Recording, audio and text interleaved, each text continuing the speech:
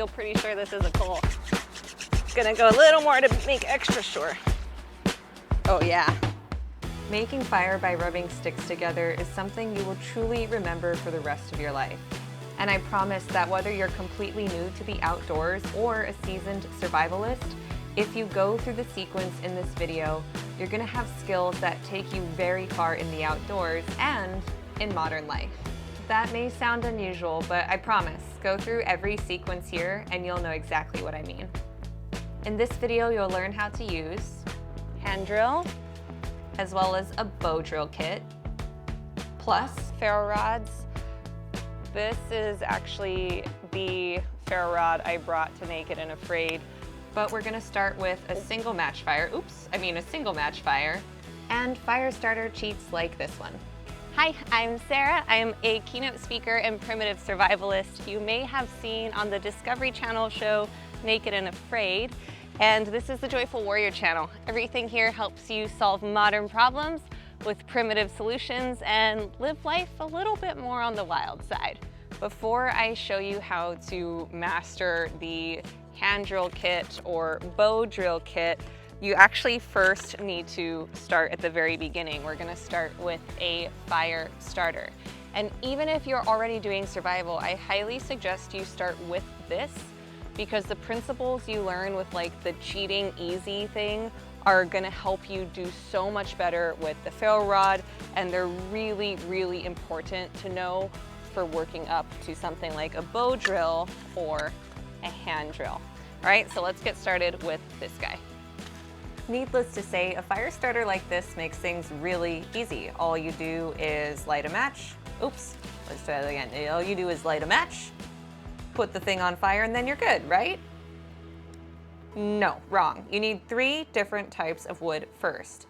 You can see it's the skinniest to thickest, AKA kindling, and you want to use the smallest kindling to set up a fire lay first. I'm making a teepee structure here, which is probably the easiest for you to start with.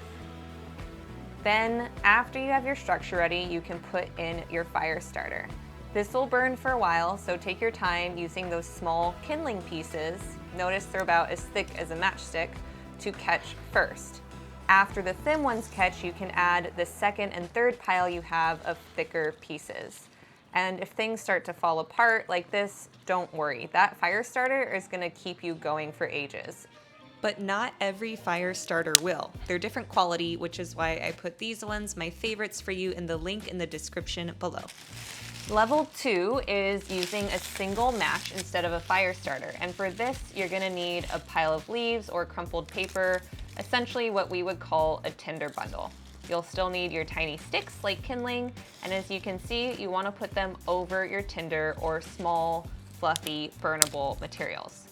Once you have that ready to go, you can light your match, which I totally nailed on the first try, and then evenly distribute the flame so that your fire is catching from a few different areas.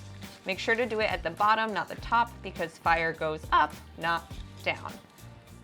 It's really helpful to keep some extra fluff, tinder, dead leaves, or paper around. I literally just threw 1 leaf on. You should probably throw more on. But putting them on the outside will help the flames pull through and catch those twigs on fire. Once those little ones are going, just like level 1, then you can start to add the thicker pieces of kindling and eventually bigger logs.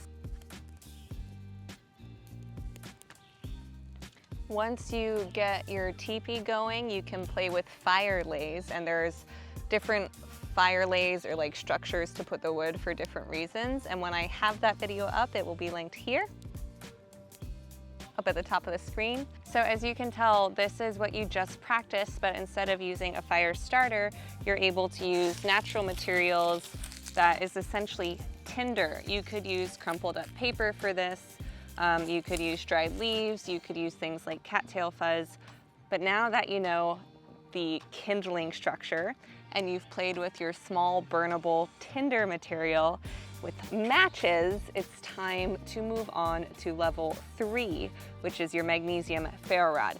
So with the ferro rod, It's really important you've got this mastered, because now instead of having a flame to start your fire, you need to use a spark, which means your small, tender, fuzzy stuff is even more important. But the good news is that once you can do this, you're only half a step away from being able to use no matches and no lighters. So here's how you do that. Because actually, more than starting a fire, it's really important to know how to keep a fire going. And one of the best ways to do that is by using what's left of little coals or embers in your fire. So I'm gonna use my burnable little tinder here. Find a coal, so that's going. This is actually the same thing you're gonna wanna practice for your ferro rod and your friction fire, so I highly recommend practicing with a coal. So put it in the heart of, I have some smaller material there, I'm gonna put it in. So I'm gonna start blowing, that's what she said.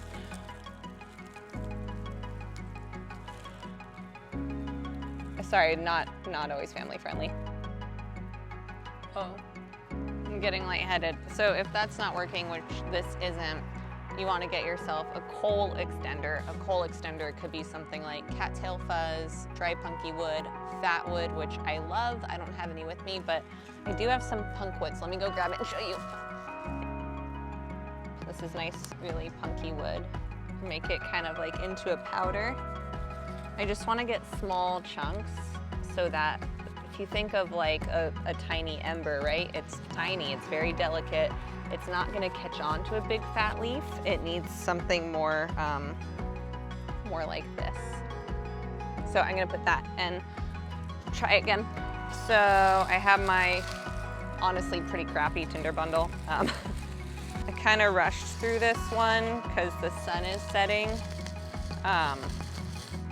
So this is a pretty good example of what not to do. You should not rush when you're making a fire. You should really take your time. So tinder bundle, punky wood powder is going inside. Let's try that coal again. I don't recommend grabbing things out of the fire like I do, but I've been doing this a while. This is probably the best thing you can do to prepare for harder friction fires, which are up next. As I do this, I'm holding the outside.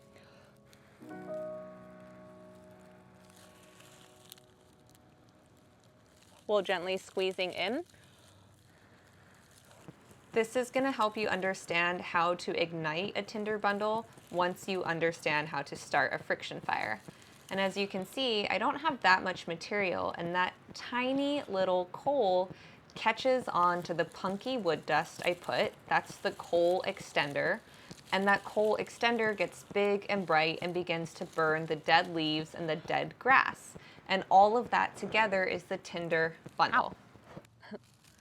So now your fire master, so this little burning thing would go straight into your teepee, or if you have enough leaves nearby, you could just place it down.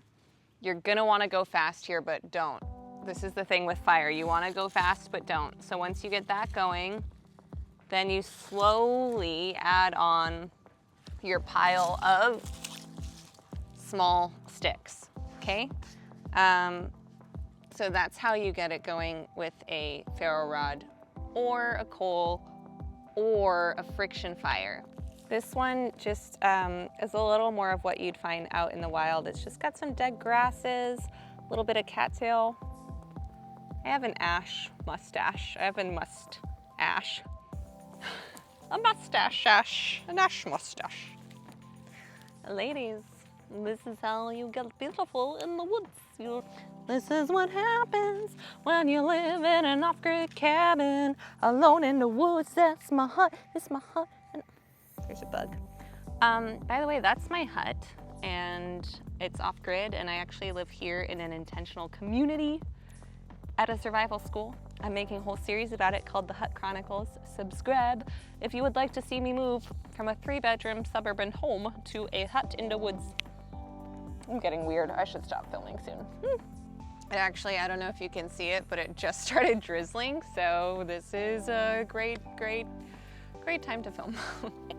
Okay, up next we have a ferro rod, not to be confused with the Ferrell rod. One of those is useful for fire, the other one not so much. Okay, so you saw I got my cattail fuzz. That's gonna be my coal extender. And as I mentioned, this is the exact same one I used on my Trinidad and Tobago challenge on Naked and Afraid. It's my absolute favorite. The quality is by far the best I've ever used. And I will put a link for you to get one in the description below if you want to skip the hassle and just get straight to the good stuff.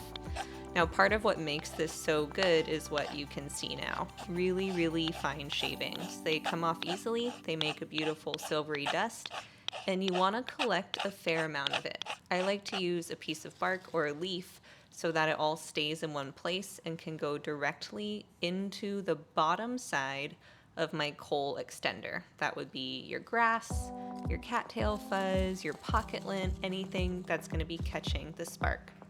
To make the spark, it's pretty straightforward. You strike the ferro rod, like that. You could also say a Harry Potter spell. I'm not sure which one is more effective. Let me know in the comments what works best for you. And then just like every other fire we've made, because you definitely started at the beginning, you add tinder and kindling. Oh gosh, that was really hard to film because I'm sitting too close to the fire. So as you can see, I have less and less, oh God, this is too hot. I have less and less of the teepee structure or whatever fire structure there I'm using, the more advanced I get with this. That's honestly, it's a personal choice, but I really like to have my pieces like nearby, like right there, within reach, and focus on one thing at a time, because it helps me stop from falling into the most common mistake with ferro rod fire and friction fire, which is rushing. The more you rush, the faster you try to go and match the speed of fire, the less likely you are to actually get fire. And as you can see, like, I left this, there's still a flame. I can just keep feeding this. It's gonna be fine. And by the time you're at this level, you know how to like slowly add twigs. You're gonna be totally okay. Even if my flame dies down like you saw, like look, I got it going. It's actually much slower and methodical and patient than we often think it is. Which brings me to the slowest, most methodical way of making fire ever, and that is, of course, friction fire. I'm gonna be showing you my personal favorite. Oh, sorry, I hit the mic. I'm gonna show you my personal favorite, which is the hand drill. Maybe I'll do bow drill too. I don't know, let me know in the comments which you get more excited about seeing: hand drill, this one, or bow drill, that one. Either way, I don't know your feedback because I'm filming alone in the woods right now. So I'm just gonna do what I wanna do. For your friction fire, you do want a really good tinder bundle. What I like to do is get a lot of like long, very dead, very dry grasses and make a bit of a bird's nest, like so. I got some dead grasses. There's kind of like some dry, punky wood in here. And for a coal extender, I'm gonna use a little bit of cattail fuzz, which you saw me use for the ferro rod. So this is what my tinder bundle looks like. That's pretty small. I honestly don't know if I'm gonna get it to, this is not my best, is all I'm saying. I'm kind of going fast because of the conditions and because it's for YouTube. For bow drill, this is your fireboard. You get your notch carved in there. You have your handhold, you have your spindle and your bow. For the record, this obviously needs a little more instruction and nuanced detail than I can give you in a YouTube video. And if you want to know what materials I'm using and all that, the best thing you can do is actually get on my mailing list. I actually run events out here in the wild. So if you want to learn to do friction fire, hand drill, bow drill, or any of these in person, get on my mailing list. I do occasional giveaways where you can get your own fire kit like this, but more importantly, you're gonna get special announcements and discounts to my live events, which happen a few times a year in beautiful places like Maine Primitive Skill School. So I have my fireboard down, my spindle, my foot is right next to it, and my wrist is locked into my shin. And I'm gonna start slow, just making sure I can get the right form and that my string is staying on my spindle. I'm not putting much pressure down. As you can see, I'm also not going very fast. I'm just trying to get long strokes, and I'm actually trying to make wood dust. The wood dust collects and gets hot, and that's when the smoke starts, which I can see. I don't know if you can see. And the idea is that your pile of wood dust gets so big that it starts to heat up. And as I see that's happening, I'm gonna increase the speed and pressure. The squeaking you hear is a bad thing, and it means I need to troubleshoot. Because to be honest, I'm not that good at bow drill, but if you're watching this, neither are you. When you think you have it, keep going. Now that you're doing friction fire, it's important for you to learn one of the most important principles of fire making. And it's that when you think you have it, you need to keep going. Just because there's smoke, it doesn't mean you have a coal, it doesn't mean you have an ember, it just means there's friction. So when you see smoke, aim for about 30 more strokes. So this actually, I don't know if I got it. I'm gonna do a little trick my friend taught me where if you think it's going, you pump it. Oh my God, I'm so close. So I stopped too soon, look. I'm gonna go ahead and say I did that on purpose to teach you. So this is my drill. So you can see the dust color. See how it's light and dark? You can see by the color that if I had gone for another 10 or 20 strokes, I would have got it. So patience, fire always teaches me to be patient. Okay, I'm gonna do it again, and I'm gonna try to be better at it. I'm also just gonna make a little more texture on my spindle. Sometimes when it's squeaking, it's just the wood is a little too polished. Unlike my manners. Okay, got my spindle in. I also helps to sorry for the language, but lube up your fire hold, your hand hold, so that's not getting all the friction. Just making sure I know where my tinder bundle is. That's a very common thing. When you learn to make friction fire, that's gonna happen all the time. Again, slow and steady. Ah! Ooh, it's a little sticky. Oh, it's a little sticky. Oh my God. Okay, I'm gonna move to hand drill for a little bit. All right. So I actually live here at Maine Primitive Skills School, which is a survival school, and I live in that off-grid shelter in an intentional community. It's a crazy adventure. If you want to hear more about it and see how I moved from the suburbs to living out here, be sure to subscribe to the channel. I'm gonna get into this hand drill now. So same concept, much simpler. Making fire is the same as making your dreams happen. Your dream is the fire. Your inspiration is the spark. And all the pieces in between, like tinder and kindling, are how you get there. Okay, I'm starting to see a tiny bit of smoke here, so I'm gonna increase my downward pressure.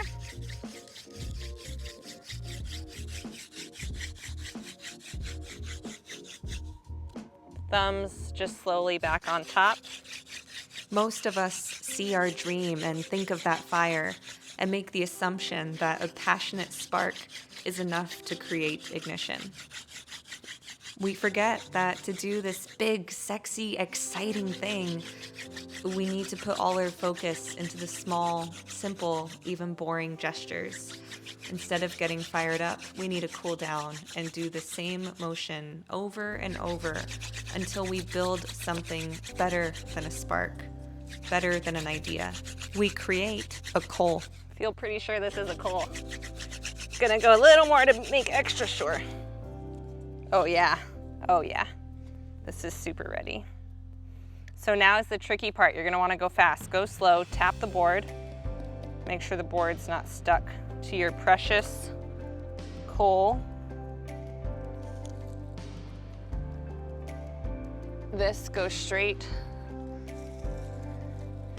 into your tinder bundle very gently. like a little baby. I'm gonna slowly close this in, start to give it a blow. And when you do get that coal and you have proof that the dream is happening, don't rush it. Don't ruin it by being too quick to grab the fuel and then actually smothering it. And don't doubt it either. You're gonna start to think your coal should be bigger, your fire should be here already. What are you doing wrong? But the more you doubt yourself, the less focused you are on the task at hand. Trust the process. Take it one breath at a time and remember that it's these small, repetitive gestures that got you the coal. And now they'll get you the fire. It's a primitive solution to achieving your dreams in modern life. And if you want my 2 other favorite survival mindsets for modern life, use the link in the description below. You'll get my 2 favorite ways to reclaim power and purpose so that you can take your spark of inspiration, channel it out through those repetitive motions with joy, and finally ignite the vision of your dream.